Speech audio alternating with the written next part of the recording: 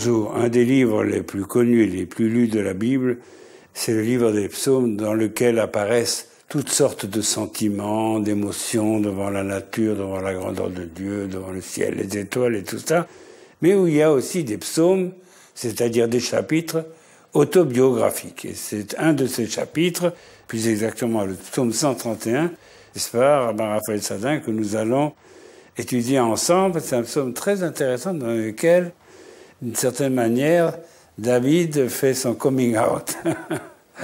Tout à fait, parce que David Améler dit quatre assertions. Il dit « Lo gavalibi, mon cœur ne s'est pas enorgueilli. Velo ramoenaim, et je n'ai pas levé les yeux vers le haut. Ube gdolot lo alarti, et dans la grandeur je n'ai pas été. Omniflaot mimeni, et qu'est-ce qui est plus supérieur à moi, je ne l'ai pas fait. » On va dire, traduire comme ça. Donc quand il raconte sa vie, en résumé, comme ça, c'est tout à fait autobiographique, il s'attribue 4 vertus, 4 formes de modestie. 4 niveaux. 4 niveaux d'épreuves qui correspondent à 4 moments fondateurs de son existence. Le premier, quand il a été désigné comme roi d'Israël. Le deuxième, quand il a vaincu Goliath dans le combat. Le troisième, quand il a dansé devant l'Arche Sainte et que Michal, sa femme, l'a méprisé à cause de cela. Et le quatrième, quand malheureusement, il a été trahi par son fils Absalom, qui fuyait, qui lui a volé ses femmes, qui voulait le tuer, et qu'il a été obligé, trahi par Achitophel, par ses plus grands généraux. Il se retrouve seul à la fin de sa vie dans la royauté. Les 3 versets du psaume 131 expriment 4 moments difficiles de la vie de David. Alors je ne dirais pas difficile, c'est un moment très intense. Et ce qui est très intéressant, c'est que le Talmud de Jérusalem, le Talmud de Yerushalmi, nous dit, le premier événement, c'est que David Améler est le 8e fils de Ishaï, et qu'il est dans une situation où il est complètement rejeté de la famille. On dit même qu'il ne mangeait pas à table. C'est le plus jeune fils. C'est le plus jeune fils. N'oublions pas que quand il a été désigné, le prophète Samuel est venu rendre visite à cette famille et il a fait défiler les 7 fils de Jessé, en hébreu Ishaï, le père de David. Et chaque fois, il attendait qu'une voix céleste lui dise « c'est lui que Dieu a choisi pour être le futur roi d'Israël ». Et il a fallu attendre le 8e, c'est le 8e qui était le bon, c'était le jeune David. Alors justement, c'est très intéressant, parce que Ishaï, le père de David, considérait que David n'était même pas son fils. Il le considérait à tel point que quand Shmuel, et même nous dit le texte de Shmuel effroyable, alors qu'Ishaï était un tzaddik, un juste, tout le monde espérait la mort de David. C'est pour ça qu'on l'envoyait garder les troupeaux là où il y avait des lions. Il y avait des lions en Judée à l'époque, et des ours, parce qu'on espérait sa mort. Mais pourquoi ? Bon, alors pourquoi c'est un peu compliqué ? Parce qu'il pensait que c'était pas son fils légitime. C'est ça, il y avait des rumeurs. Une rumeur. Sur la... Il pensait que c'était pas son fils légitime, que c'était un bâtard. Oui. Bon. Et donc, imaginez un garçon qui grandit dans une famille où son père désire sa mort, et où son père n'est pas un méchant, son père est un grand saint, et il désire sa mort. Et lui, David, se tient dans les bras de Dieu. C'est ce qu'il dit dans ce psaume qui est magnifique. Je suis comme un nourrisson dans les bras de sa mère. Vous vous rendez compte ? Exactement. David est un homme mûr, il est le roi d'Israël, et il se considère comme un nourrisson dans les bras de sa mère, c'est-à-dire dans les bras de Dieu. Exactement. Et alors, premier événement extraordinaire, fondateur de son existence, c'est que, comme vous l'avez précisé très justement, Samuel, le prophète Samuel, arrive à Bethléem, il y a un grand émoi dans le village. Vous avez vu, hein, c'est le prophète, c'est le prophète. C'est le prophète, exactement. Et il va dans la maison de Ishaï et dit Dieu a désigné un de tes fils roi d'Israël. Oh, extraordinaire. On lui présente Eliav, qui est le frère aîné, qui est magnifique, 2 mètres, les yeux magnifiques. Un grand balèze, comme dit la Bible. Un grand tzaddik, un juste, un grand de la Torah. Et il dit c'est lui. Et Dieu lui dit non, les yeux du prophète, même les prophètes ne sont pas comme les yeux de Dieu. Tu vois l'écorce des choses. Il dit une phrase magnifique, car l'homme juge d'après le regard, et Dieu juge d'après le cœur. Exactement. Donc c'est pas parce que ton regard te dit ce grand balèze, c'est sûrement le futur roi d'Israël. C'était sûrement plus que cela. Je pense qu'Eliav avait une grâce, quelque chose d'extraordinaire. Bon, c'est pas parce que c'est le plus grand et le plus beau, c'est pas pour ça qu'il est choisi par Dieu. Tout à fait. Et donc, premier fils, deuxième fils, troisième fils, quatrième fils, cinquième, sixième, septième fils. Et il dit mais non, et chaque fois, ce n'est pas lui. Et donc, il dit mais où est ton 8e ? Il dit j'en ai pas. Le texte dit Itamou, il n'y en a plus. Il dit c'est pas possible. Dieu m'a dit qu'un de tes fils était le roi d'Israël. Or, ces 7-là ne sont pas le roi d'Israël. Donc, il t'en a un 8e. Il dit, oui, peut-être David, mais bon, il ne veut pas dire qu'il croit que c'est pas son fils. Et il dit, je ne bouge pas tant qu'on ne ramène pas ce 8e. Et on amène David et il est nommé roi d'Israël. Et à ce moment-là, il dit « Lo gava libi ». Rendez-vous compte ce que ça veut dire. Imaginez quelqu'un qui a vécu toute sa vie méprisé, rejeté de la société, méprisé par sa propre famille. Tout d'un coup, il est élu, non seulement le roi d'Israël, mais le roi d'Israël, c'est le roi, c'est l'ancêtre du Messie, c'est la gloire du monde. Et il dit même pas une pulsation cardiaque, aucune émotion, il accepte. Et là, on a quelque chose d'extraordinaire. C'est qu'il dit, premier niveau d'épreuve, je ne me suis pas enorgueilli de la chance. Mais là, on peut dire, c'est normal puisqu'il n'a rien fait pour. C'est Dieu qui l'a désigné. Mais ça nous apprend quelque chose d'extraordinaire. Ça nous apprend que dans la vie, on ne doit pas être défini par le regard des autres. Que le rapport avec Dieu doit être plus fort que la définition que l'entourage veut donner de nous. Et c'est le premier enseignement que David nous enseigne. Mais David, c'est toujours considéré comme petit. Même si tu es petit à tes yeux, tu es grand devant Dieu. Je veux dire qu'il y a une humilité profonde de David. Ouais, et cette humilité, on va la retrouver dans le combat avec Goliath. Deuxième épreuve. C'est le deuxième verset. Oui, là c'est le deuxième verset où il dit « Lo ramo enaim », je n'ai pas élevé mon regard. Alors là, il se passe quelque chose d'extraordinaire. Vous connaissez, à l'époque, vous avez 100 000 Philistins sur la montagne qui veulent se battre contre le peuple juif, à peu près 10 à 20 000 soldats d'Israël. Et à l'époque, ils étaient plus intelligents qu'aujourd'hui. Ils se sont dit, au lieu de se faire des guerres, ils savaient très bien que les guerriers d'Israël étaient des guerriers merveilleux, très très forts. Vous savez que, contrairement à depuis le Moyen-Âge où le juif a une image un peu, comme ça, pas très combattante, les guerriers juifs étaient très prisés dans l'Antiquité. C'était des mercenaires qui étaient pris même par des autres peuples, ils étaient payés. Oui. C'était des grands guerriers. Et donc il se dit, au lieu de s'entregorger, prenez votre héros.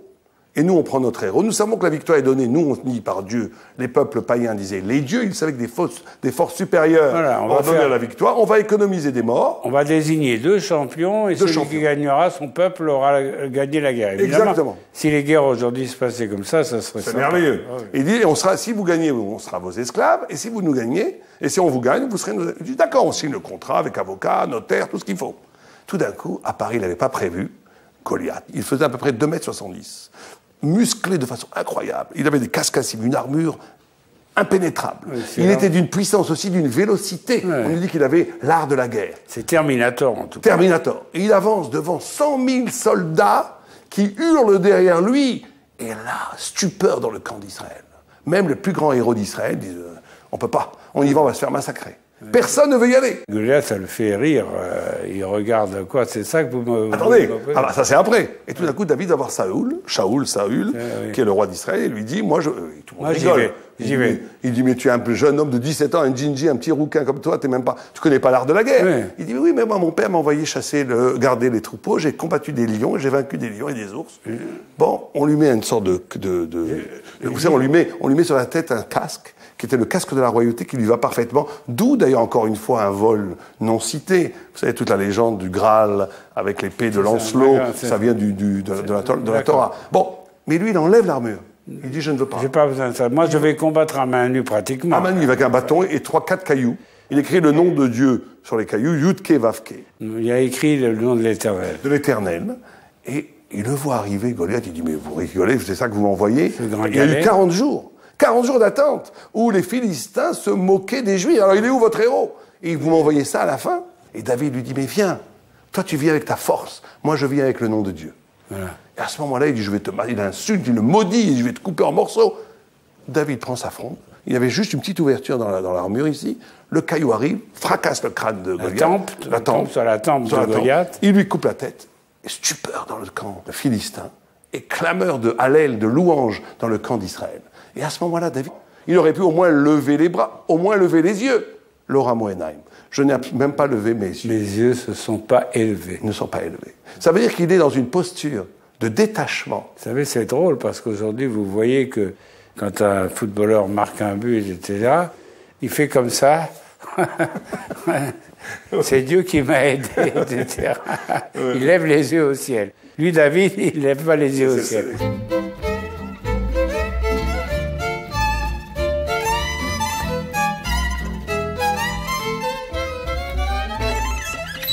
Troisième niveau, où David Améler, là, et c'est plus compliqué, il veut que Jérusalem devienne la capitale d'Israël, et il veut installer le temple à Jérusalem. Dieu lui dit, tu ne peux pas construire le temple, parce que tes mains ont du sang, tu as fait la guerre, ton fils le fera, mais tu peux faire venir l'Arche Sainte déjà à Jérusalem.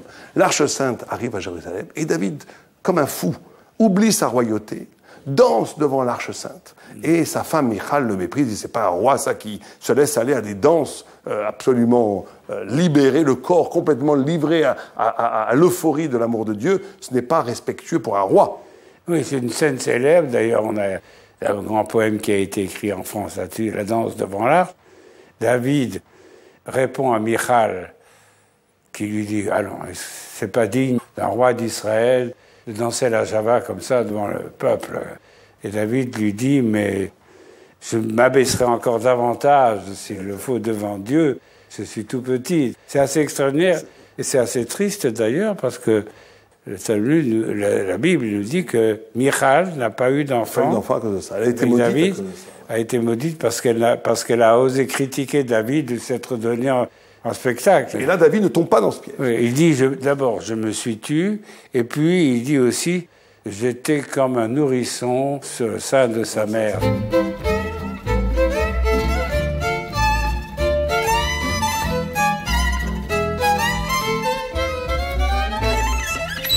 Et le quatrième niveau, c'est quand il est trahi, plus personne, il est seul. L'armée le poursuit pour le tuer.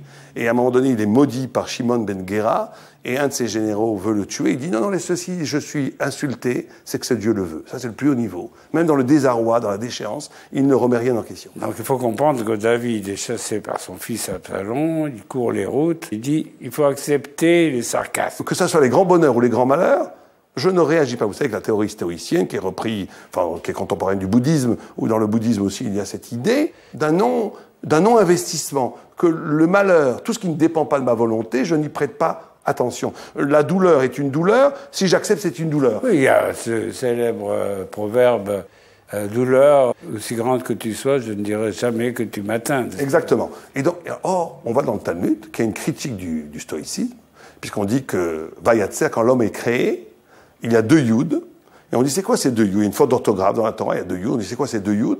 On dit, il y a plein d'explications, le bien, le mal, l'homme, la femme, le haut, le bas. Une des explications, c'est que c'est deux Oi, deux cris, une sorte de déchirement. L'homme ne serait pas dans une attitude paisible stoïcienne, il serait toujours déchiré entre son humanité et sa divinité, et donc l'homme est perturbé. Ben, vous savez, c'est un peu ce que dit Platon, quand il compare l'homme à un quadrige avec 4 chevaux, 2 qui tirent à droite, 2 qui tirent à gauche. L'homme, il est tiré à U et à Dia par ses deux instincts. C'est pour ça que le mot créateur d'Adam dans la Bible a 2 lettres pour nous dire que l'homme est toujours double. Mais il faut que ce stoïcisme, par rapport à l'horizontale, laisse ouverte une inquiétude verticale. Le Talmud dit « les justes aspirent à la quiétude, à la paix », mais je ne leur donnerai pas la paix, il faut qu'ils soient toujours dans un combat perpétuel jusqu'à la mort, et certains disent même après la mort, même dans le monde futur, pour grandir et s'approcher de l'infini. Alors David ici a le sentiment d'une quiétude et d'une confiance totale en Dieu, et la comparaison est très belle. Je suis comme un nourrisson dans les bras de sa mère. Souvent, lorsque je m'endors le soir, vous voyez, je me dis, maintenant je suis dans les bras de Dieu. Vous voyez. Dieu est ma mère, et je me retrouve comme David, une âme d'enfant. Je crois que c'est un sentiment que beaucoup de gens peuvent partager. Merci Romain Raphaël Sada.